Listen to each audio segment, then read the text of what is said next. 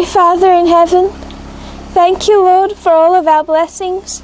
I pray, Father, for your presence with us as we come together, Lord, as a little army, as an army in training, Lord, to study these things, to prepare for what is coming. I pray, Lord, that you will send your Holy Spirit to open our minds, and that we might, each one of us, understand your truths.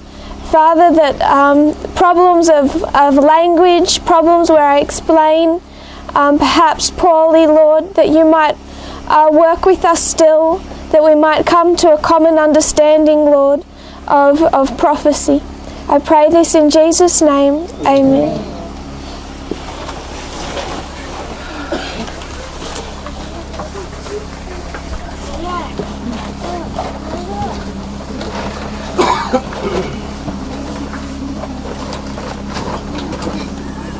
Hello again. Hello. Good morning again. As I promised last night, the line that we covered yesterday, the line of history, has been rewritten more neatly and in one piece. I just want to step us through it, remind us of this history. So we began with Acts chapter 27 and picked up the number 273 that brought us to 273 BC as a waymark between midnight cry and Sunday law. Then we understood that what made 273 BC significant was this alliance between Egypt and Rome, and that this alliance was brought about by a war between the north and the south, so that we can understand the waymark of midnight cry or Panium before 273 BC is when the north, or Rome in this case, defeats the south, or Tarentum and Pyrrhus. That occurred in 275 BC. Once we have identified Pyrrhus as the king of the south, we could have just traced his war with Rome and understood this Pyrrhic, what's known as the Pyrrhic War. We could have stopped there and just traced his war with Rome. But when we go farther back, if we go back to the very beginning of Pyrrhus, of the king of the south, we find that there is this first alpha history. That first of all, he has his campaigns in Macedonia that take place before the Pyrrhic War with Rome. So we went back to the beginning of Pyrrhus's involvement in world affairs, instead of picking it up at this midpoint where he sails to Italy. We saw that in 273 BC, Alexander the Great died, and Daniel 8 gives us the story of Greece, where the significant horn, Alexander, was broken at the height of the Greek Empire's power. And when he is broken, when he dies, a relatively young man, 4 generals come up in his place. But those 4 generals, are not in place in those 4 winds of heaven, north, south, east, and west. They aren't placed there as the final 4 generals until 22 years after Alexander the Great's death. We understand that there's 4 Diadochi wars, 4 wars where they fight over the empire of Alexander before those 4 take their positions. This is the history of the 4th Diadochi War. And we know that when we come to a reform line, we are constantly reminded of the number 4, as at the time of the end we enter into the 4th generation. So the symbol of the number 4 is usually found in this history. The 4th Diadochi War began when Demetrius freed Athens from a dictator. At this beginning you can mark a 10-year period of time. Cassander had placed a dictator in Athens in 317 BC, and in 307, 10 years later, Demetrius frees Athens. They begin to deify him. They are glad to be freed from this dictator. Then we find Pyrrhus enter the Fourth Diadochi War. He goes into an alliance with Demetrius. This Fourth Diadochi War culminates at the Battle of Ipsus in 301 BC. This is where our four generals are coming against Antigonus. Ptolemy turns back home. So what you find when it comes to the actual battle is you have three allies who are known as the Allied Forces. Three allies coming against Antigonus and Demetrius. Antigonus is backed by Pyrrhus, who fights in this war as a general on behalf of Antigonus and Demetrius. In this battle, Antigonus is killed. Demetrius flees. Demetrius flees with his part of the army and returns to his own lands. He still had a significant amount of power. What decided this battle was Seleucus' war elephants. The fact he brought between 300 and 500 war elephants with him on his return from the east, and that he was able to cut Antigonus off from his own army. A few years after the Battle of Ipsus, Cassander dies. So we had our four generals in 301, really fulfilling Daniel chapter 8, where you had Cassander in Macedonia in the west, Seleucus in the east with Babylon, and then in the north Lysimachus, and in the south Ptolemy. I think that's correct, how they were laid out. Cassander died a few years after the Battle of Ipsus, so Daniel 8, those four hordes only last for about 4 years. Cassander dies, and in his place Demetrius takes over Macedonia. But we discussed the politics after Cassander died with his sons, how Pyrrhus became involved in helping establish one of the sons over his brother. So out of the politics of that situation, Pyrrhus also received a portion of Macedonia. What you see is a division of territory between the two former allies, between Pyrrhus and Demetrius. So Pyrrhus received some, but Demetrius received vastly more. Then it is Demetrius that is, then this relationship continues to sour, partly because of this division of territory, and Pyrrhus engages in a campaign against Demetrius. He invades Thessaly. This is where you start to see their alliance break down. They conclude peace. Demetrius drives him back to Epirus. Shortly after, in 1-2 years' time, Demetrius seeks revenge, and he marches through Epirus, ravaging the country. Pyrrhus is unable to defend his country.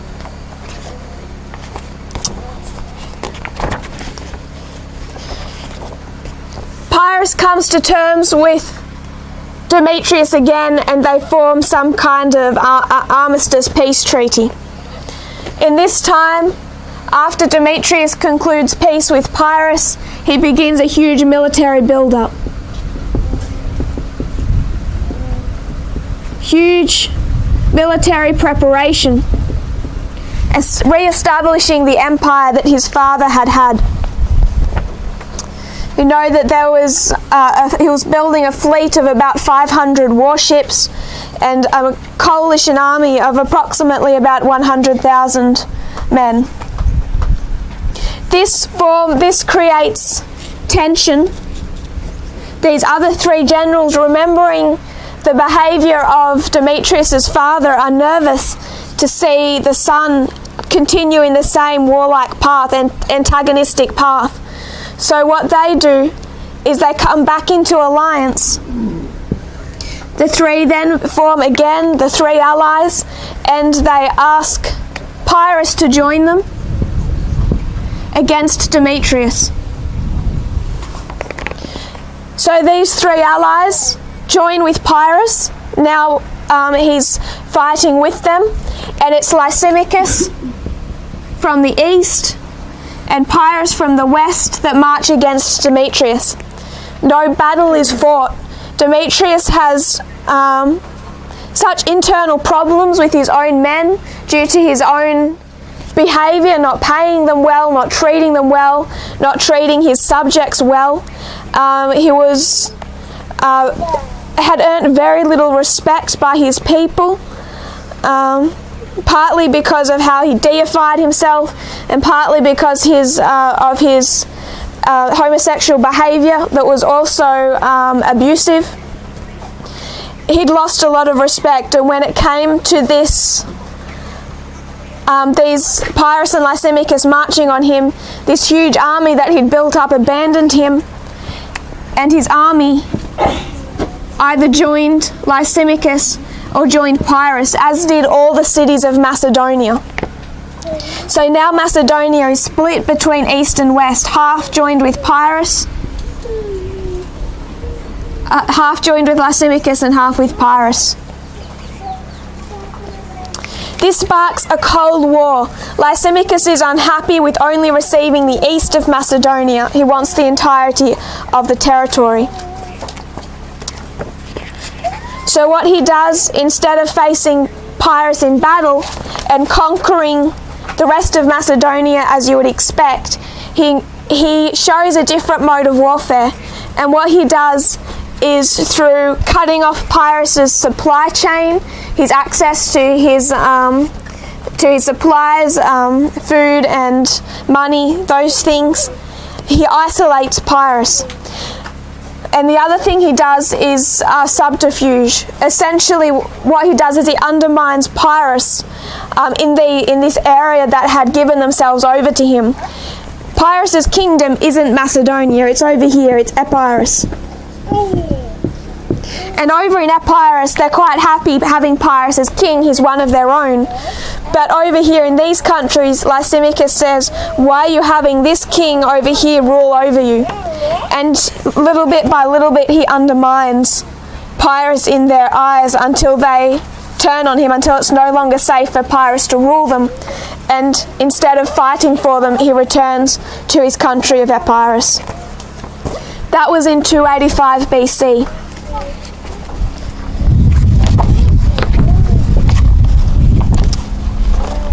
That's really where you see a change in scene.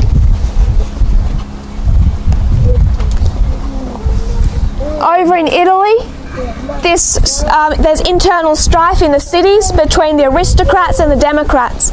There's two parties in those Greek cities. One for to be of a financial benefit.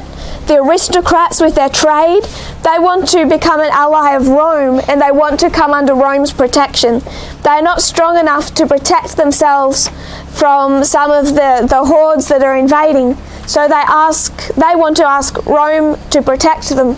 But then the Democrats, they are loyal Greeks. They want to stay under the control of Tarentum, because they're family. Tarentum is also Greek. They don't trust this up-and-coming Roman Empire. It's the aristocrats that win in that political battle, and the aristocrats then send messages to Rome asking Rome to come and protect them. They first make that choice in 285, and they come under Rome. But they ask for Rome's protection again in 282 BC. And it's in the second time they ask in 282 that it's the second time that they ask for Rome's protection in 282 that Rome responds. And Rome marches on down to Thurii, places a garrison, and takes under the appearance of protection.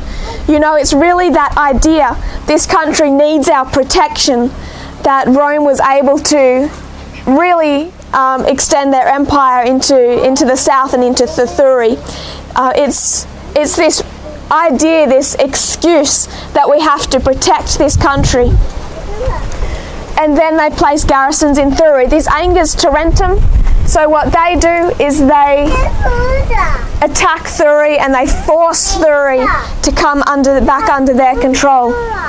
It's not clear what happened after that, but it's believed Thuri then just became completely dependent on Rome's protection after Tarentum had left. Rome and Tarentum then declare war. This was an act of war. And Tarentum, not strong enough to fight Rome themselves, ask Pyrrhus to come and fight on their behalf. Pyrrhus arrives in Tarentum in 280 BC and begins military preparation. He's not yet ready to engage in war with Rome. His army is scattered, they haven't come together, he hasn't finished war preparation, but Rome pushes and the war is forced on him. So they fight the first battle at near the town of Heraclea, between Heraclea and Pandosia in 280 BC. And Pyrrhus wins. And why did Pyrrhus win? He brought with him 20 war elephants. And it's those war elephants, a new mode of warfare that Rome had not yet encountered, that gives Pyrrhus the victory. Pyrrhus wants to continue this war. He marches up to Rome. He's ready to take the city, but winter comes and he's forced to withdraw and wait out winter. Over winter, Rome is preparing, and Rome prepares 300 anti-elephant carts that we described as these chariots with a spear and with flamethrowers. They prepare for this second battle in the spring, the Battle of Asculum. Again, Pyrrhus wins and those 20 war elephants just break up the carts. This is a battle twice the size of the first. Pyrrhus then travels to Sicily. He's lost too many men and he needs to rebuild. He has this grand plan of taking Sicily and then Carthage, coming back around and taking all.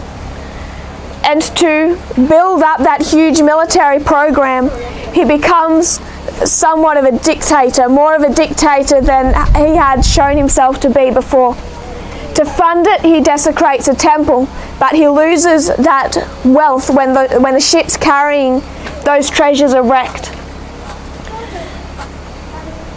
Forced out of Sicily, when Rome is again marching south, he returns back to Italy and he fights Rome one last time at the Battle of Beneventum. This time his elephants charge, but they are turned back, believed to be by the cries of an injured calf. The elephants turn back, led by that calf's mother, and overrun the army, Pyrrhus' own army. So he is defeated in this Battle of Beneventum by his own army, by his own elephants. Beneventum, the meaning of the name Beneventum means good event. It used to mean, at the time of this battle, it was called Maleventum, bad event. And the Romans became very suspicious of that name. They didn't like the word Maleventum. They thought it was some type of bad omen. So some years after this battle was fought, they changed the name from Maleventum to Beneventum, from bad event to good event. And we looked into what Beneventum meant when it came to spiritualism. Pyrrhus flees, it's the battle, the Pyrrhic War is over. But as we saw later on, Tarentum was holding out under siege and Pyrrhus had not yet died. There was still a work to be done. But still the south has fallen and the world recognises that. Egypt, particularly in 273 BC, taking us back to where we began, recognises the power of Rome. As we explained, Ptolemy knew Pyrrhus. Before Pyrrhus became king, before he ever joined an alliance with Demetrius, Pyrrhus had spent some of his years of youth in the court of Ptolemy in Egypt, being trained as a general. So he was well acquainted with the Ptolemies, more than any of the other generals.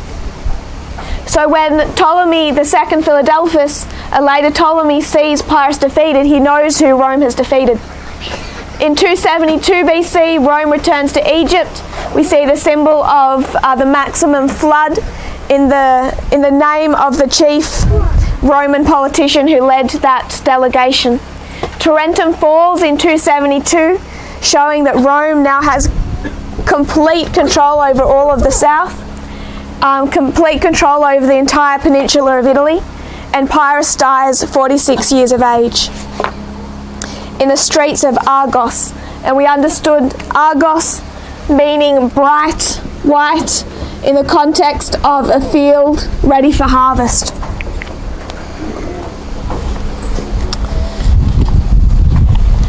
That is our revision, and what we've covered is the beginning of Pyrrhus's involvement in world affairs all the way up to his death. This is the political life story of the King of the South. Now I want to look into who the King of the South is. So we've traced the life of Pyrrhus not from his birth, but from his involvement in world affairs. I want to note that, not from when he is born, but when he becomes involved in world affairs. We've seen it comes in two parts, Alpha and Omega, first Macedonia and then the Pyrrhic War in Italy. One thing we should mention, Pyrrhus, what does his name mean? We know names have significance. His name means flame red.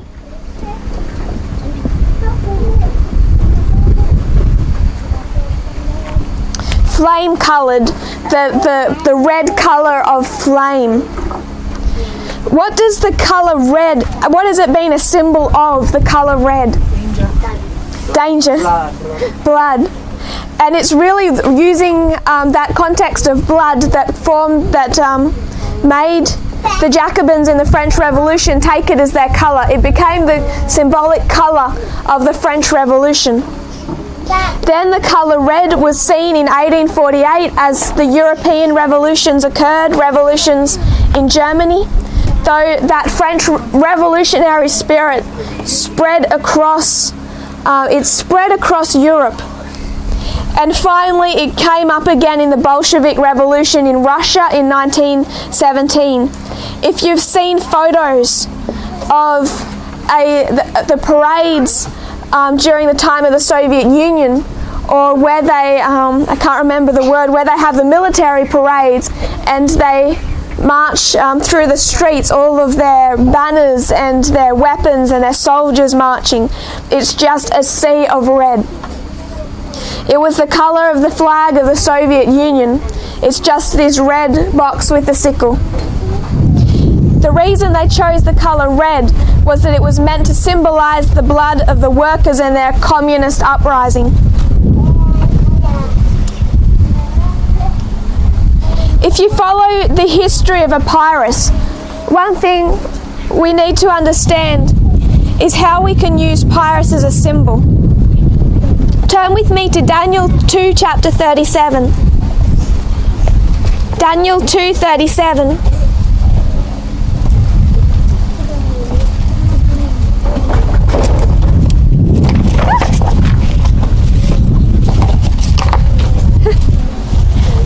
Thank you.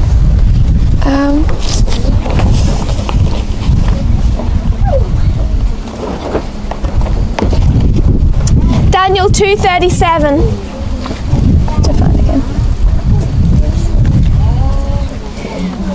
Daniel, speaking to Nebuchadnezzar, interpreting the statue, says, "Thou, O King, art a King of kings, for the God of heaven hath given thee a kingdom, power, and strength, and glory." And verse 38, "And wheresoever the children of men dwell, the beasts of the field and the fowls of the heaven hath he given into thine hand, and hath made thee ruler over them all. Thou art this head of gold." So that head of gold, what does it symbolize? Babylon. But what else does it symbolize? Nebuchadnezzar. It's not just the kingdom, it's also the king. So when you look at that head of gold, in one sense it's Babylon, but you can also make the application that it's Nebuchadnezzar himself as a king. So when we consider the king of the south, who is Pyrrhus? He can be both the king of the south, the country of the south. He can also represent a particular leader of that country. And then when we consider the nation of Epirus, it's also the king of the south. And when we consider Tarentum, it's also the king of the south. A king and a kingdom are interchangeable symbols. So if we take Epirus, the country of Epirus, as being the king of the south in the sense of the kingdom, what we want to do is trace its history.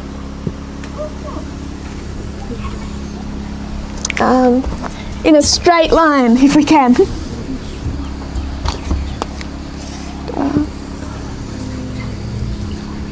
So, we're going to go back to its beginnings, the beginning of Epirus. The first king of Epirus was Admetus, the first that we know of. Before Admetus, it goes into the mythological, where they were saying that there was a god and he established a kingdom, etc. The first known real king that we know of is Admetus.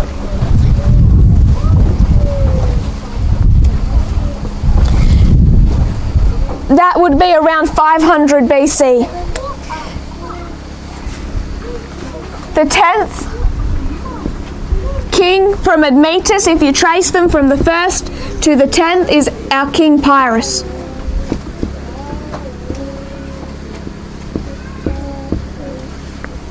He's the 10th and by far the most famous king of Epirus. He reigned as king from 307 to 302 BC, but in 302 there was some political issues inside Epirus. He was still very young and very weak. And in 302 BC, in a typical, as you would imagine how a story would go, not much has changed in a few thousand years. Being a young man, he went to a friend's birthday party. But that birthday party took him outside of his nation of Epirus over to a neighbouring kingdom. And what happened is a rival took the throne from him while he was away attending this party. That rival was Neoptolemus II.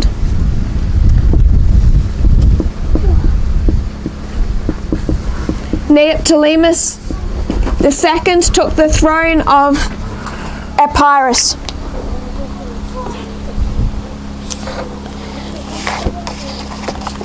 What Pyrrhus did, that was when he went to the courts of Ptolemy.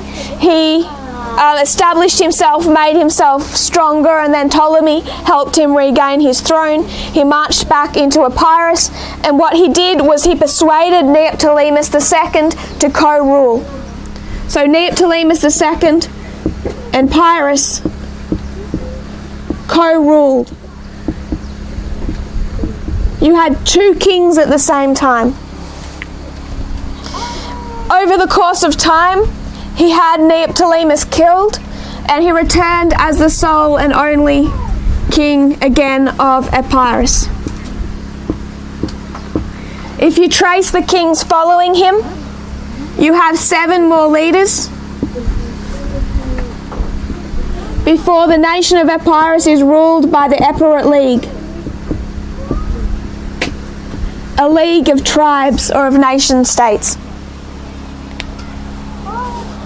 So Pyrrhus is the king of the south. In this case, who is the king of the south? Russia. We understand Russia as a symbol of the king of the south. When we come into the time of the Midnight Cry period, we are discussing Russia. So who is Pyrrhus representing in this time period? Vladimir Putin.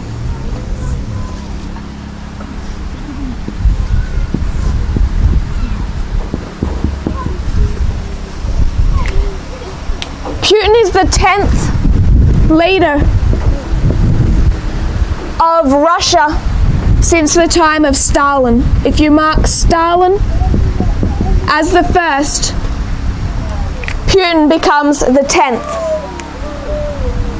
On December 31, 1999, Vladimir Putin became the Prime Minister, who was the Prime Minister of Russia, became president when Boris Yeltsin resigned. So he becomes president when the president resigns in 1999, and then in 2000 he's elected to that position. Under the Russian constitution, the president can only run for 2 consecutive terms. This is to prevent the establishment of a dictatorship. So Vladimir Putin, he runs for 2 consecutive terms, 2 4-year terms. Those terms end in 2008, and under the constitution, he isn't allowed to run again. So who came up and took control of Russia? His 2 consecutive terms ended in 2008, and as he could not run again, he named his preferred successor, Dmitry Medvedev. This was Medvedev.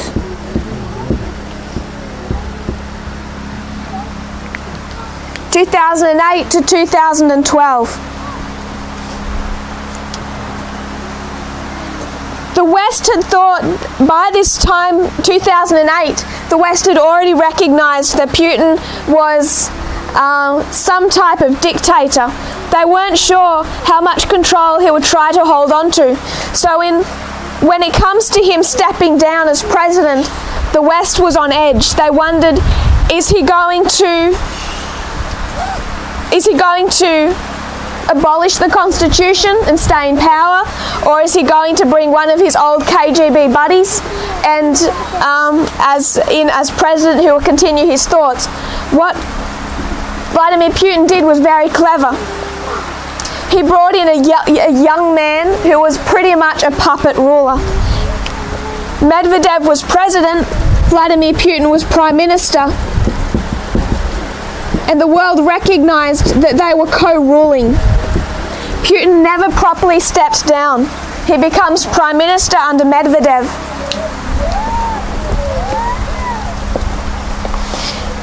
Just to even look at the poster, the main election poster for Medvedev, you might not be able to see, but the poster they put out has Medvedev standing behind Vladimir Putin. Vladimir Putin is standing in front. Vladimir Putin is the one talking, Medvedev is listening. And in Russian on the side, it says, "Together we win." This was a co-rulership, one they did not go to any great lengths to hide.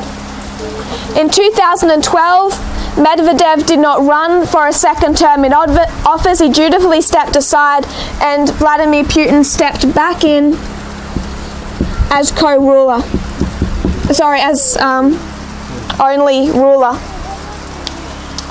If we understand what happens to the King of the South, when is the South fully defeated? Sunday law. Can we place the number 7 at Sunday law? This is the issue of the Sabbath, and then who rules that area after its final and complete fall? A League of Nation States.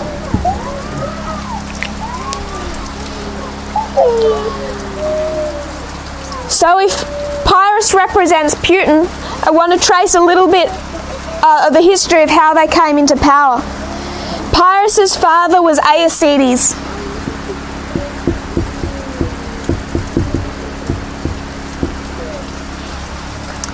Aeacides involved his people in a war that was not going well for them. This was the Second Diadochi War. We discussed how Pyrrhus and Alexander the Great were related. So Alexander the Great's mother, still alive over those first 2 Diadochi Wars, was heavily involved in the breakup of her son's empire.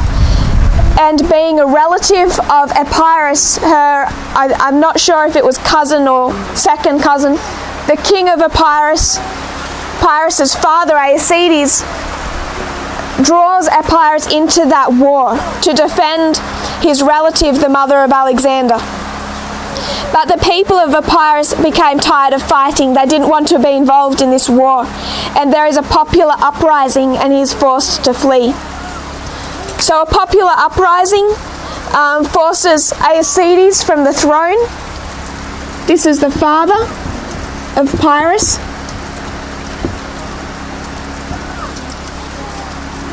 And he's removed in a coup.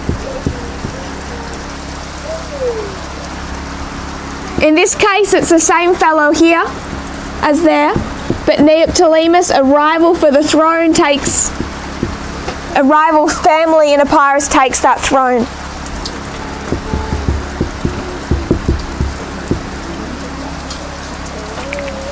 Aeacides is then briefly reinstated. He comes back and takes that throne again. His people allow him to do that.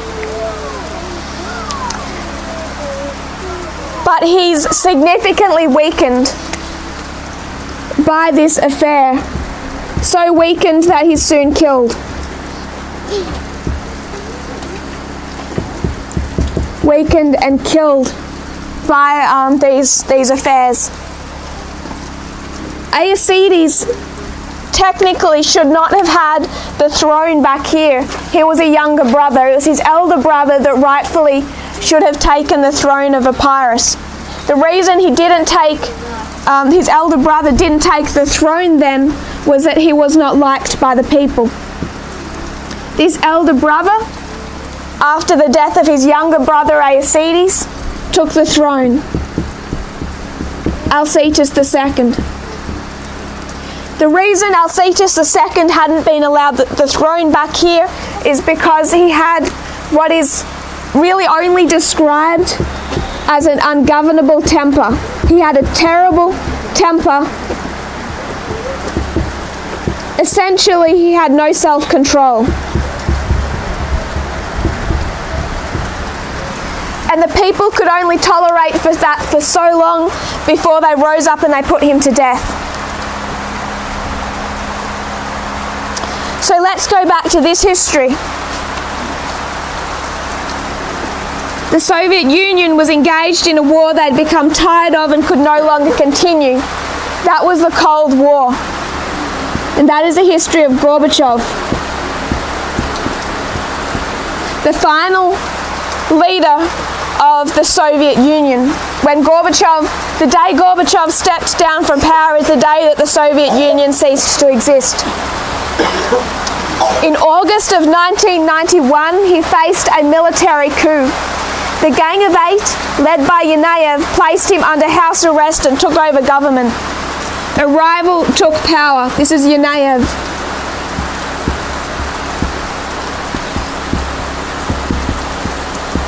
Gorbachev was removed in a coup.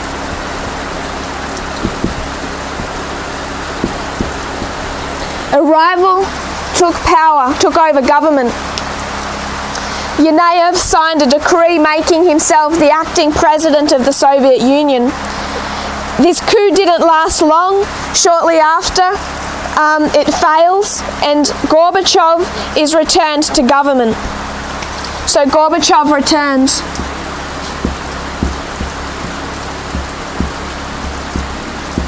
In this history, it's Cassander that comes and kills Aeacides. And because of Gorbachev's, the social unrest in this time, the United States stopped looking to Gorbachev as the leader and gave their approval to someone else. And who stepped up in that time and took over power was Boris Yeltsin.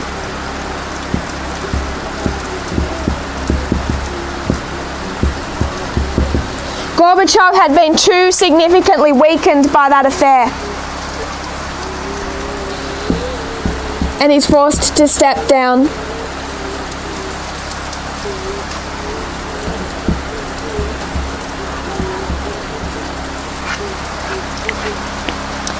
What was Boris Yeltsin's problem? Why did he have to step down in 1999? The problem with Boris Yeltsin was that he had no self-control. This is what lost him the respect of the people.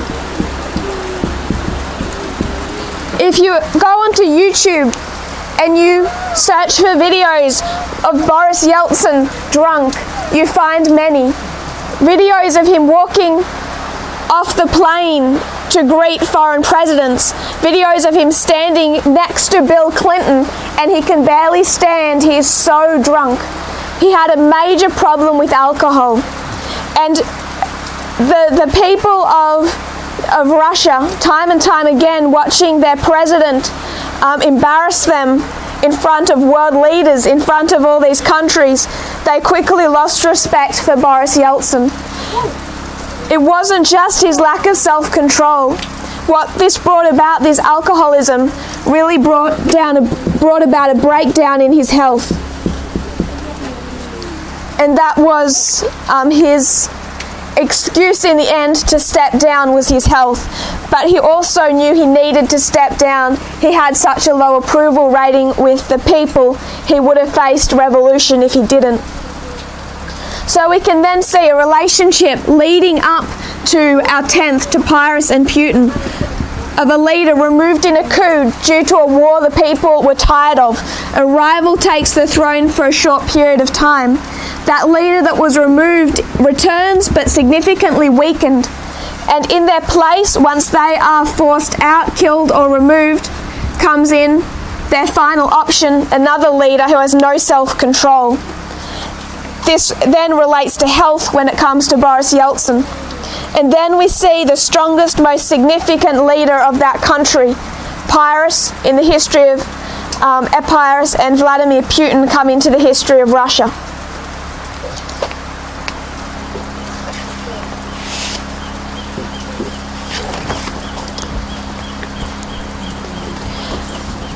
So if Pyrrhus equals Putin, who does Admetus represent? We understand Alpha and Omega, end from beginning. Not only is Pyrrhus Putin, but Pyrrhus is also Admetus. So not only is Putin Pyrrhus, but Vladimir Putin is also typified by Joseph Stalin. There are significant parallels between the life of the life of Putin and the life of Stalin. Prior to Putin taking power, Russia had really been led by who were known as the wealthy peasants. They were still the wealthy families of Russia. Gorbachev, the ones before him as they came in, they were experienced in government, trained up in government, and from relatively wealthy families. Vladimir Putin was not.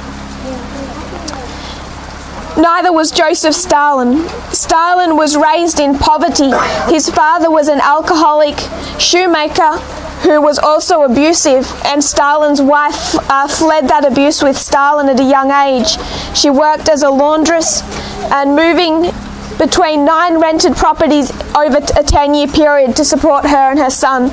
They grew up in extreme poverty. Vladimir Putin was raised in the slums of Leningrad.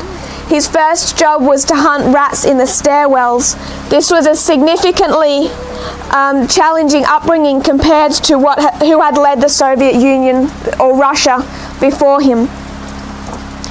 Stalin found purpose in that difficult life by joining the Bolshevik Revolution.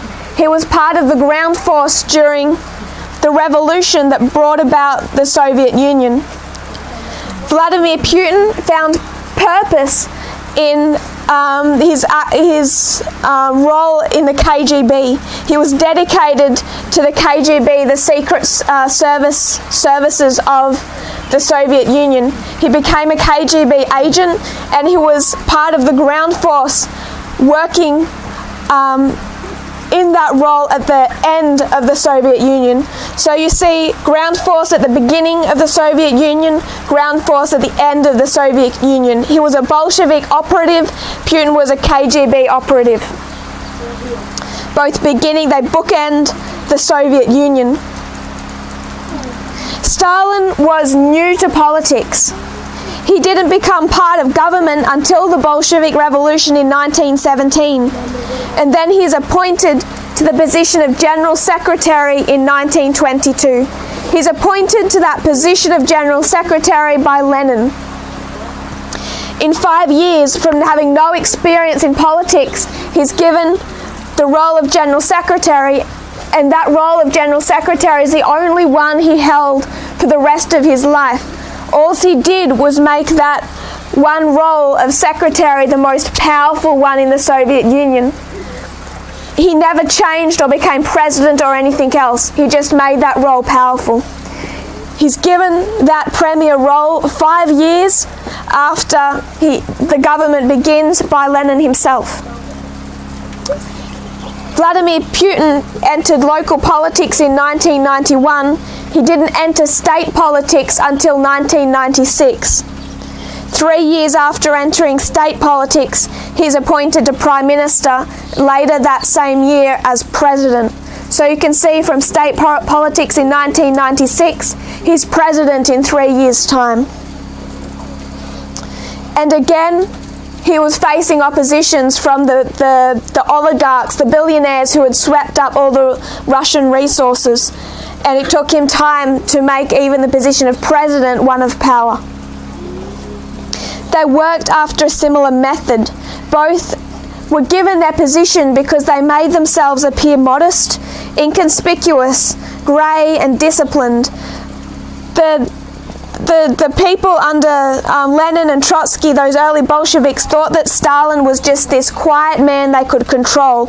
They didn't understand the monster underneath that he was already. Vladimir Putin was the same. He came in as someone that Boris Yeltsin and the oligarchs thought that they could control, that he wouldn't come after them and their what's the word? How they had eroded the system and taken the wealth. They rule in similar fashions, and both follow whatever they need to do to stay in power. Vladimir Putin pretends to have a Christian faith, to be part of the Russian Orthodox Church. Stalin pretended to follow the same methodology as Lenin had placed. Neither of them really believed in that, and you can trace that history to see how they manipulate what the society expects of them to control society.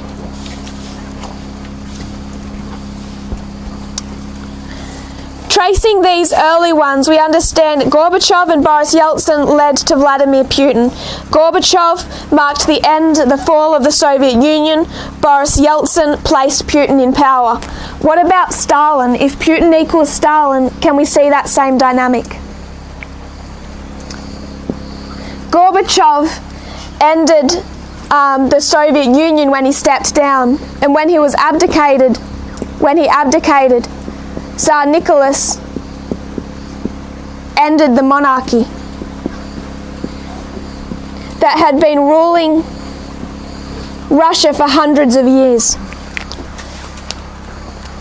In place of Tsar Nicholas, a new leader of a new state, and that was Lenin. I don't believe that Lenin had a problem with self-control, but he certainly had a problem with health. He had a series of strokes that incapacitated him. So by the time that Stalin was in the position of General Secretary, a few years after the Bolshevik Revolution, he is incapacitated due to these strokes. But just like Boris Yeltsin placed Putin in power, Lenin placed Stalin in power. Lenin soon learned to regret placing Stalin in power. He realized that Stalin was a monster and a dictator, and he tried to have him removed. At the same way, Boris Yeltsin, at the end of his life, realized what he'd done in placing Putin in power. These were not grey, inconspicuous men who were going to follow the path that had been set out for them. They were on a path of dictatorship.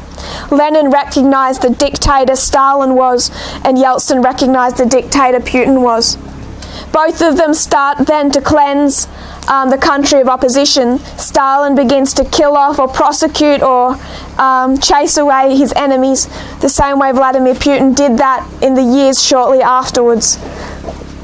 It's no coincidence that shortly after he comes to power, a woman journalist on his birthday is shot in an elevator down the street from the seat of government. They knew how to give Vladimir Putin a birthday present. You kill off his enemies, in this case a journalist, but also political opposition. Any form of opposition has been piece by piece wiped out, killed since Putin came to power. That process is still going on today. So what we learn from tracing this history of Epirus, which is a type of the king of the south, and Russia, which is the king of the south, is we see that Admetus represents Pyrrhus, end from beginning. The same way Pyrrhus represents Vladimir Putin, Stalin. So who else can Pyrrhus represent? Stalin. If A equals B and B equals C, then A equals C. Pyrrhus and Stalin can also be types of each other.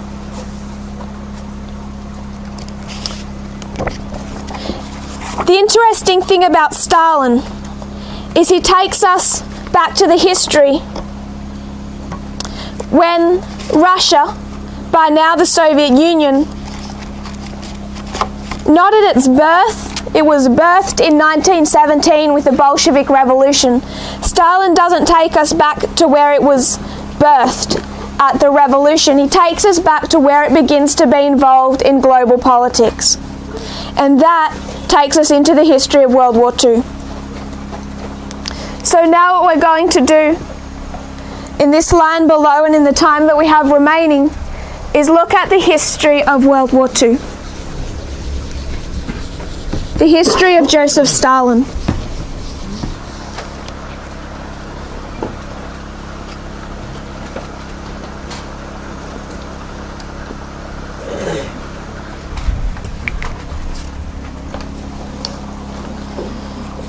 We're going to look back to where the Soviet Union enters world politics, enters the world stage and starts making its mark and becoming involved. Stalin became ruler in 1922, but he spent those first years consolidating power. He has successfully removed his last enemy, as we've already mentioned, in 1929. It's in 1929 he puts down his last opposition. It's his 50th birthday and he begins to establish his cult of personality. 1929 is also the year the Great Depression begins with the Wall Street collapse, and this Great Depression influences the rest of the world. It's particularly felt in Germany, where they are having to make reparation payments for World War I. And this economic decline in Germany in 1929 is what gives Hitler his rise to power. The people have suffered under this economic recession and they are desperate. They start to become more nationalistic, more angry, and they start to give Hitler seats in government. So you can place Stalin in 1929. You can also place Hitler in 1929. It's also the year where you see Mussolini take power and go the Lateran Treaty with the papal government. So you can really place 4 dictatorships in 1929. The Pope, Mussolini, Hitler and Stalin in different ways. That marks a 10-year period. From the time when he consolidates power to when he first really becomes involved is 10 years. And what brings about this involvement is a proxy war. This is the history of a proxy war.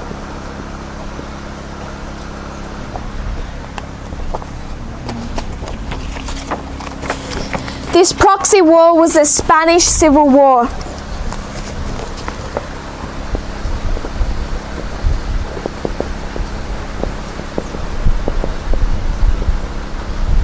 You may have heard of General Franco. He was a dictator that took power at the end of that civil war that ruled Spain as a dictator, as a fascist dictator for decades afterwards. In the early 1930s, Stalin was deeply concerned about the spread of fascism in Europe. Vladimir Putin earlier this year described the threat that Stalin faced in his early years.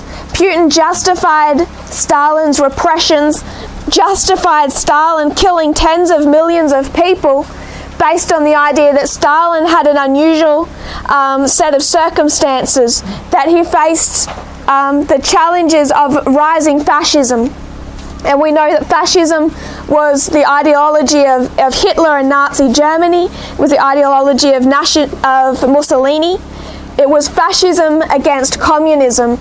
That was the choice that Europe faced at that time. And then with the Spanish Civil War, you see it come to head. There's this clash between who is going to dominate Europe. Will it be fascism or communism?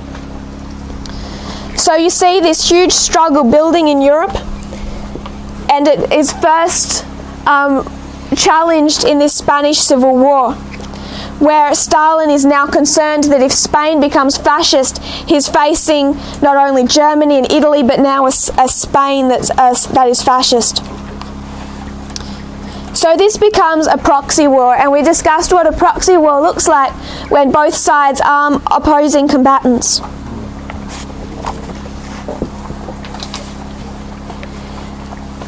Mussolini and Hitler both aided one side of that proxy war. Who they were backing was General Franco.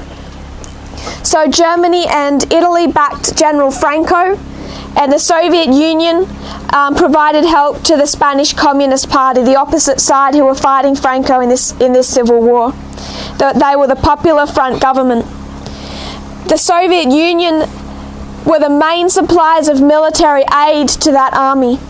They included 1,000 aircraft, 900 tanks, 1,500 artillery pieces, 300 armoured cars, 15,000 machine guns, 30,000 automatic firearms, 30,000 mortars, 500,000 rails, and 30,000 tons of ammunition. This is what the Soviet Union shipped to Spain to aid the Republican Party in that civil war. It's said that the Spanish Civil War is remembered today as a Second World War in training. This was preparation for World War II, or build up to World War II. Also, who began backing Franco's fascist government in that time, both verbally and with the action of their priests, was the Catholic Church. They also, along with Hitler and Mussolini, were backing Franco. So you see, the Catholic Church, the Vatican, the Pope take the side of fascism in Europe. And they were very open and bold about that. When Franco finally won in 1939, the 1st of April 1939,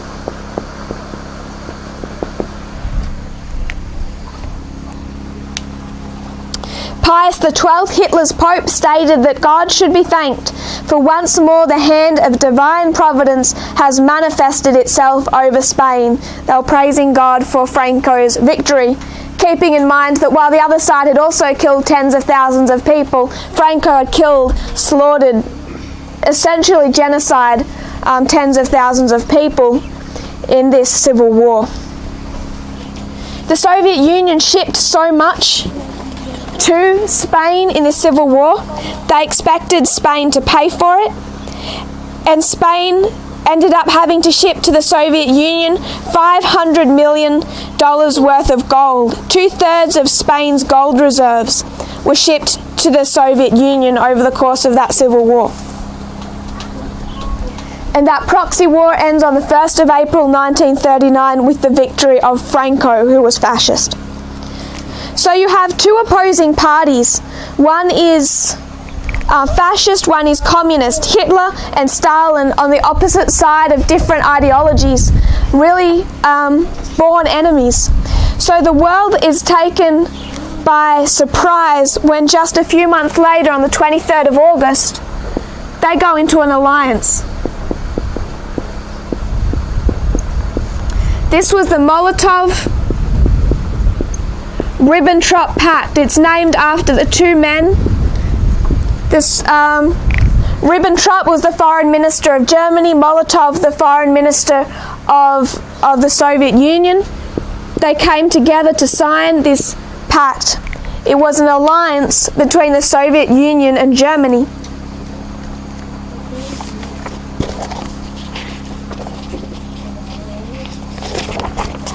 This was signed on the 23rd of August 1939. There were two parts to this pact, both open and secret. One was a non-aggression pact. So what Stalin said to Hitler is, if you go to war, I won't also go to war with you, because Germany is in an awkward position. It's right in the middle of Europe. Hitler down here wants to invade Poland.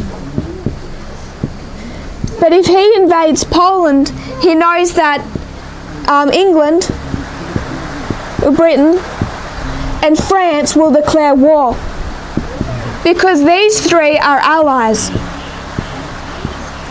And if he invades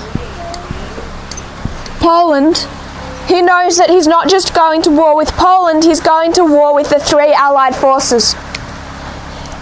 He wants Poland. So if he is willing to engage with this war, then he's going to have a war on the Western Front. But his ideological enemy, who has just fought in a proxy war, is the Soviet Union. And what Hitler is afraid of is that if he goes to war with the West, he will be so weakened on this side that the Soviet Union will engage him on a war in the East. And now Germany, in the middle and vulnerable, will have a war on two fronts. And this is how the First World War played out.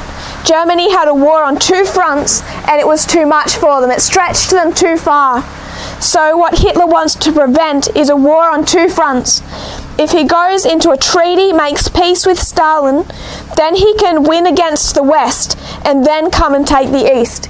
He always planned to defeat the Soviet Union. He just needed time. He couldn't win a war if he began it on both fronts at the same time.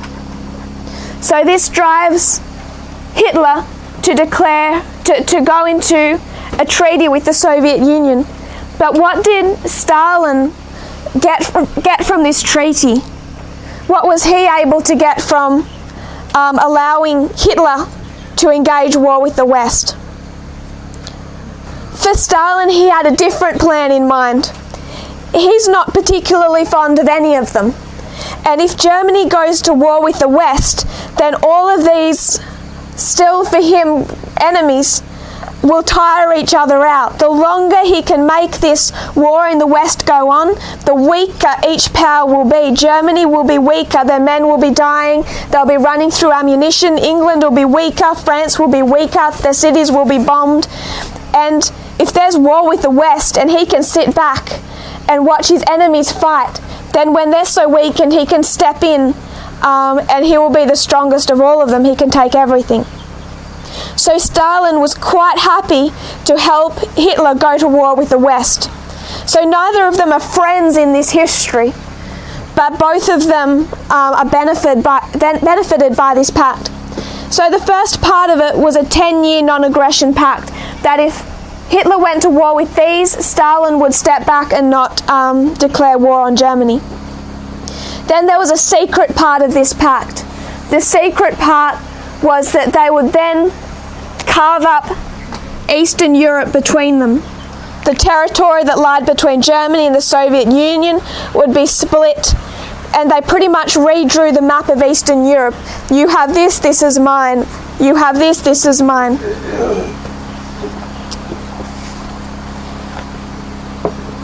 a book by Timothy Snyder, Stalin in Europe, Imitation and Domination. It says a 10-year non-aggression pact signed sometime after midnight.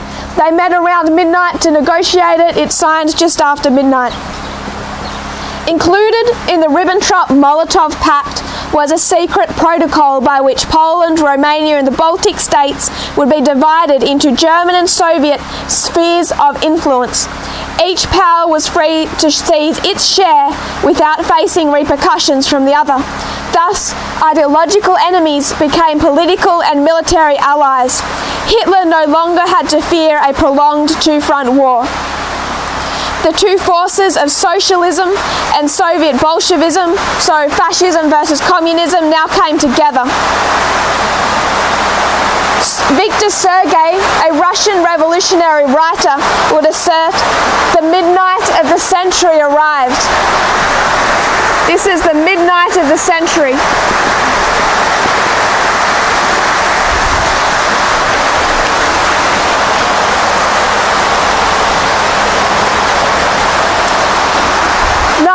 After this pact was signed, Hitler invaded Poland and World War II began. 1st of September 1939.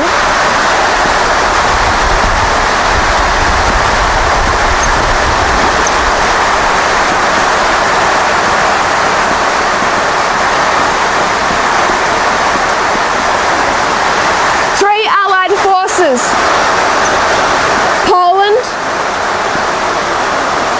England and France, were facing off against a Nazi Germany, Adolf Hitler,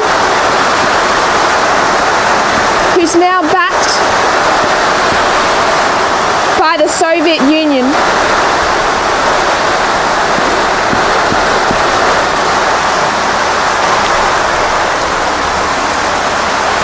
And what they then do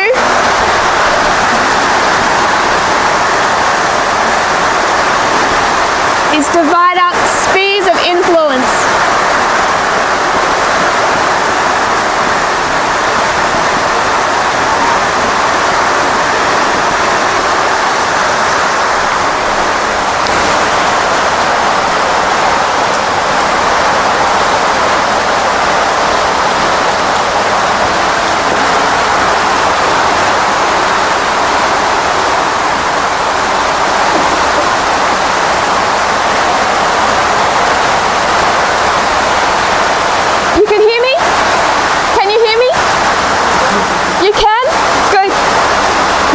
Shout. The Soviet Union didn't admit to signing a pact with Nazi Germany until 1939. Alexander Yakovlev, while arguing that the secret protocol to this dividing of the spheres of influence,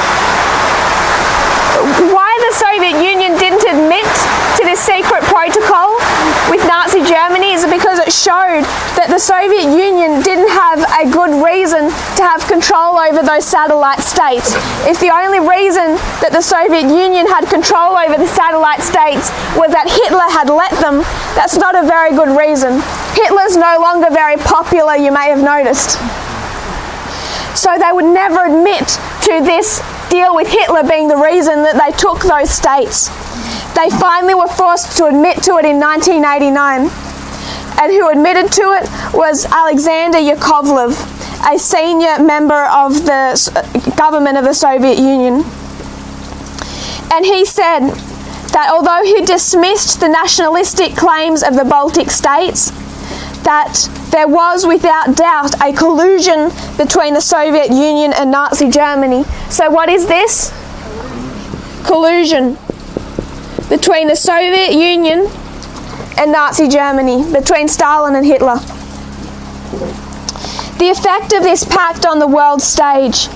Once the world heard that this pact was signed, they knew without a doubt that Hitler was going to invade Poland and initiate war with the West.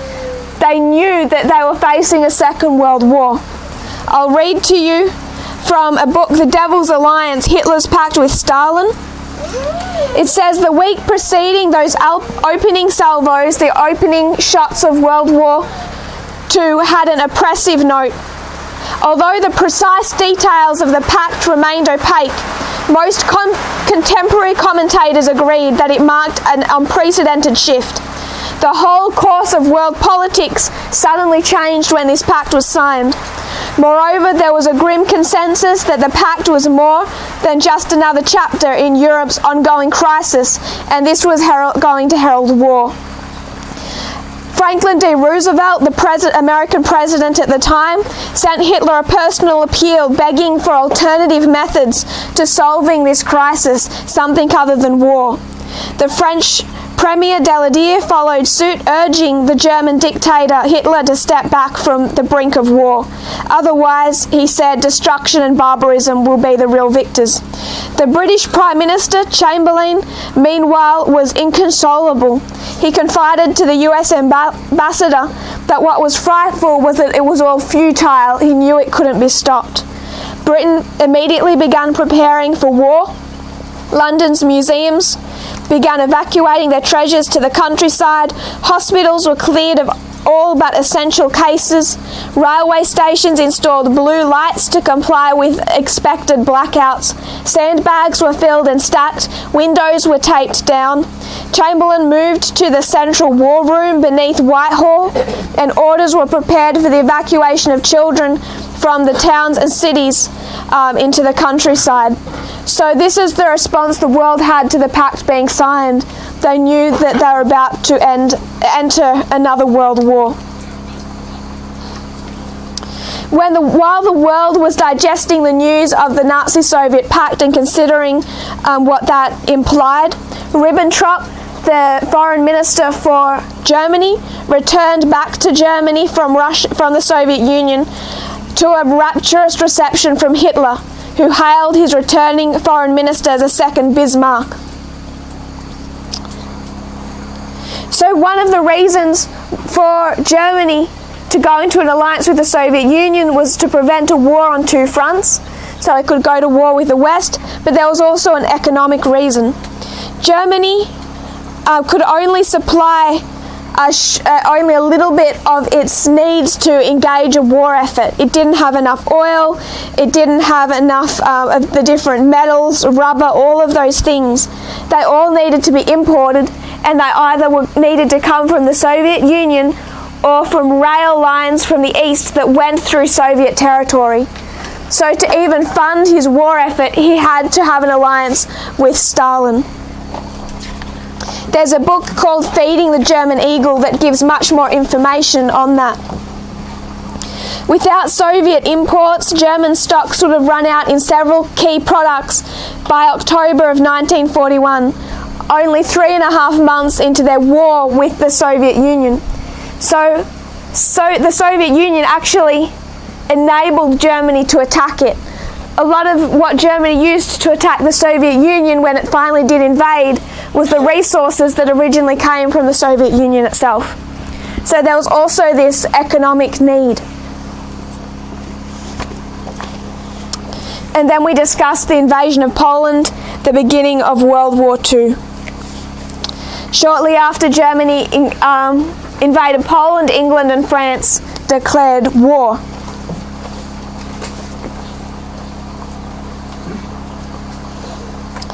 At the same time as this, the Vatican is involved. They've already helped help Hitler rise to power, and now they are, and now they're also working within the United States. What they're wanting to do is turn the United States from seeing Germany as the enemy to seeing the Soviet Union as the enemy. They're still hoping the United States will see the Soviet Union as a threat and engage the Soviet Union instead of joining the Allies against Germany. But this is really where that beast fails to comply. That the United States was not an effective beast for World War II, and you find that in the statement that President Roosevelt sent to Pope Pius the 12th, a couple of days after the invasion of Poland. Roosevelt said to the Pope, I believe that the survival of Russia is less dangerous to religion, to the church as such, and to humanity in general than would be the survival of the German form of dictatorship. So what the United States disagreed with was who the enemy was. For the Vatican, the Soviet Union, the King of the South is the enemy, and Germany's doing okay. For the United States, Germany's the enemy. They would rather see the Soviet Union survive.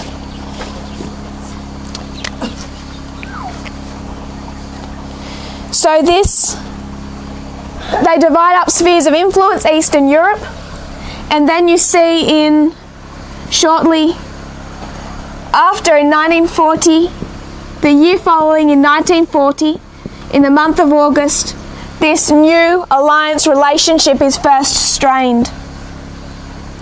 And this is due to conflicts over dividing up territory.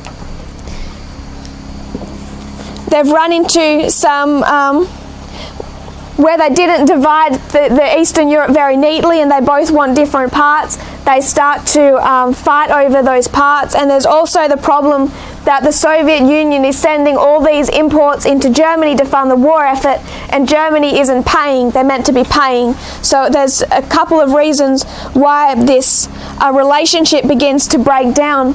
And as we discussed, Germany could not fight war on the west or on the east without Soviet imports. And in the month of August 1940, Soviet Union cuts off their supply. They will send no more imports into Germany. For a whole month, Germany is receiving none of their imports. This lasts for 1 month. Russia suspended trade until they were able to renegotiate. They rewrote those trade agreements in a way that was quite favourable to Russia, quite favourable to Germany, and they also sorted out their problems about this division. The other reason that Stalin suspended trade to Germany was the fact that Germany was doing quite well in World War II at that stage. They'd taken over France, they were just doing well, and Stalin was afraid that Hitler would win too easily and he would become too great a power. But by the end of August, Germany isn't doing so well in the war, and Stalin is again content that they'll keep fighting for a while yet. But Hitler becomes tired of being dependent on imports from the Soviet Union, and he decides it would be easier if he just hurried up his original plan to take that territory anyway. And you don't need imports if you own it. So on the 22nd of June, 1941, Hitler invades the Soviet Union. This was Operation Barbarossa, known as Operation Redbeard. Barbarossa means red beard. And this is where Hitler invaded the Soviet Union, breaking their pact. Both sides knew that war was coming, but Stalin thought he had more time. Hitler had always said, prior to this history in World War II, prior to all of this history, in his autobiography, Mein Kampf, he had said that the East was the living space for his new super race. So he'd always believed that what Germany needed wasn't the West, but the East. And he actually said to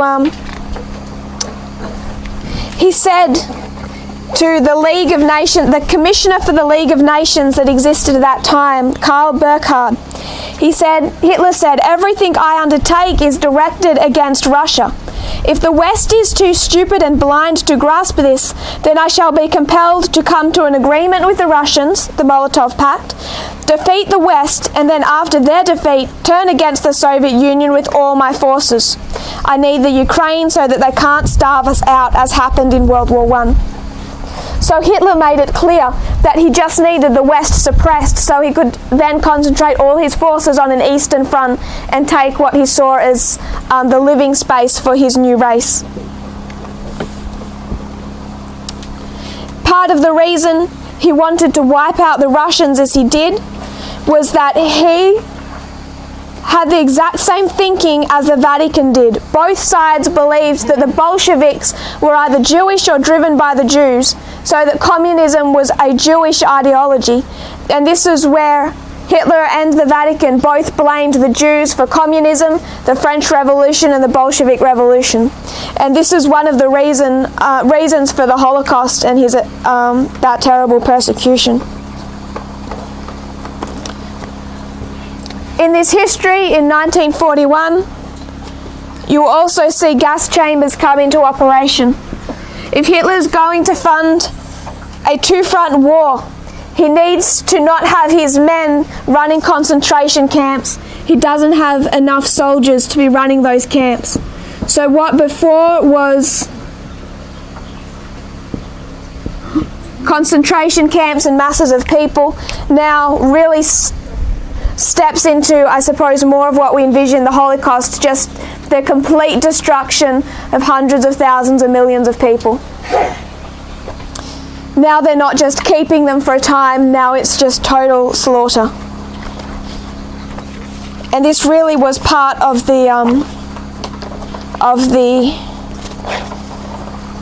one of the effects of a two-front war.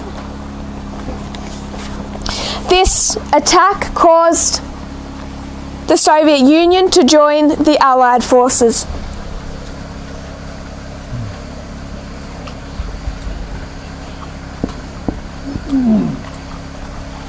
Now, finally, the Soviet Union is facing the same enemy as the Allies. So, as you would expect, they join forces.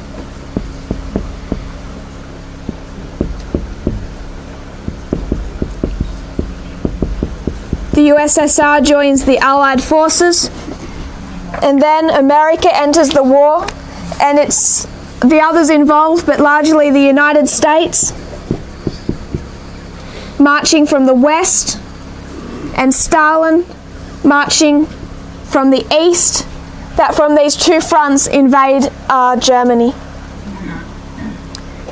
And Nazi Germany was defeated by the USA plus the USSR. And it is divided, that whole territory, into east and west.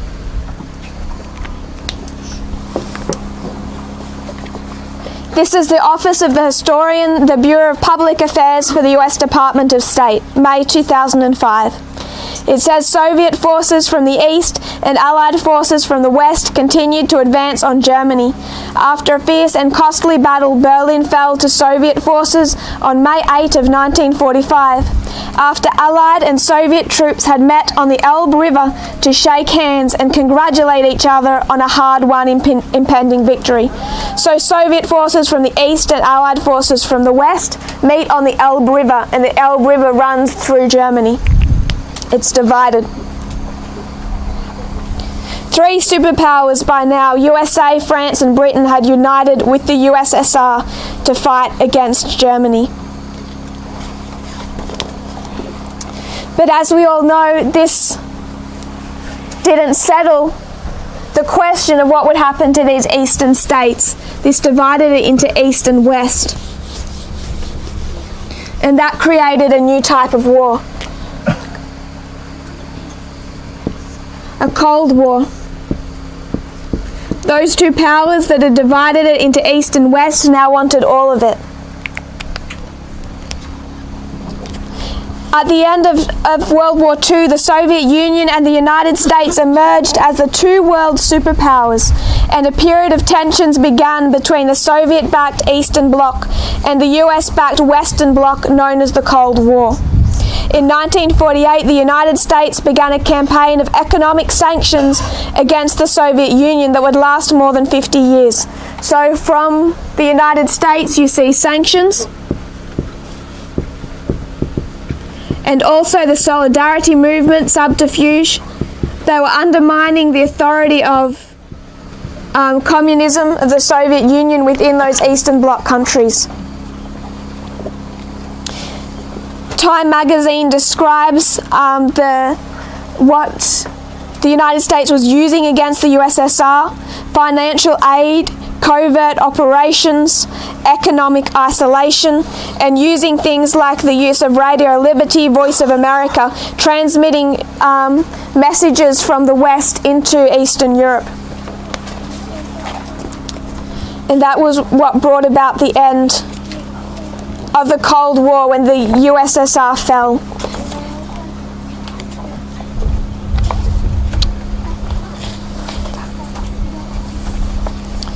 So,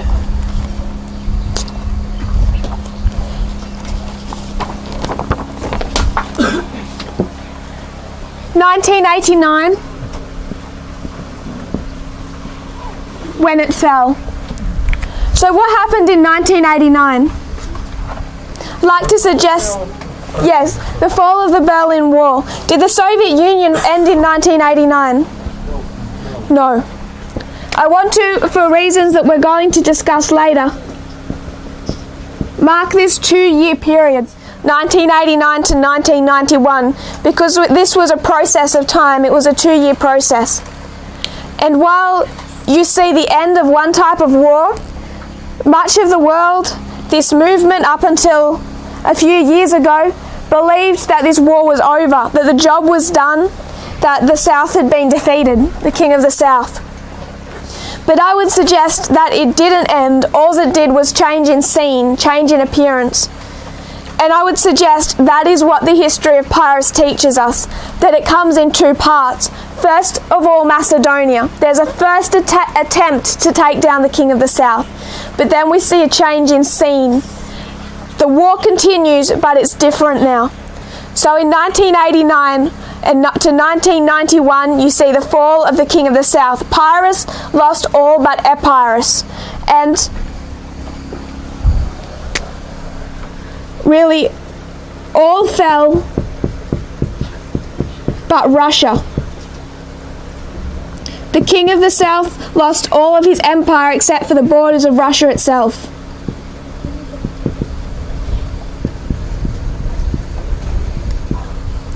That's the Alpha history.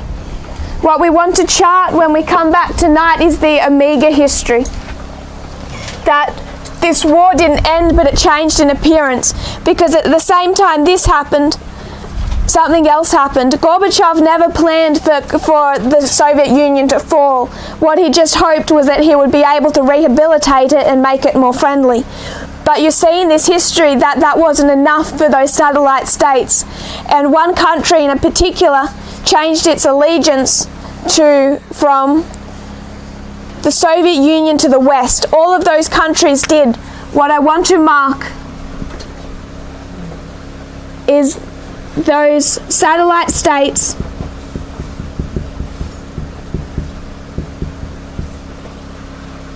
appeal to the West. They are no longer under the sphere of influence of Russia. Now they come under the sphere of influence of the West. And we're going to particularly consider Ukraine in that history. They don't actually change their allegiance in 1989. The Soviet Union crumbles, marking that appeal in 1991. Their alliance changes in 1991, and we can't ignore that either. We're going to finish off this history when we come back together tonight. If you'll kneel with me in prayer.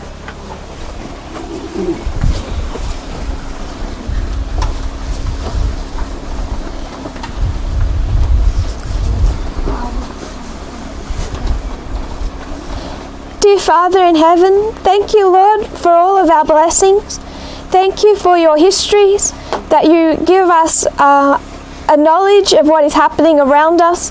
We know, Lord, that without knowledge there can be such fear, and that we have nothing to fear for the future except knowing how you have worked in the past. And understanding these past histories can give us courage, Lord, that you are in control. That even through the work of the counterfeit and the satanic, Lord, you make sure that we can understand what is happening now. That World War II can teach us, Lord, and we can not be ignorant of what is occurring in politics and in the world around us. Thank you, Lord, for your love and for your faithfulness to us. I pray, Lord, that you'll be with us as we go about the rest of our day and continue, Lord, to work in this camp. We know, Lord, that Satan hates it when brethren come together and meet like this, Lord, that he's on the ground. But, Lord, you're raising up a mighty and a strong army. And I pray, Lord, that you will continue to equip us in mind and in heart. In Jesus' name I pray. Amen.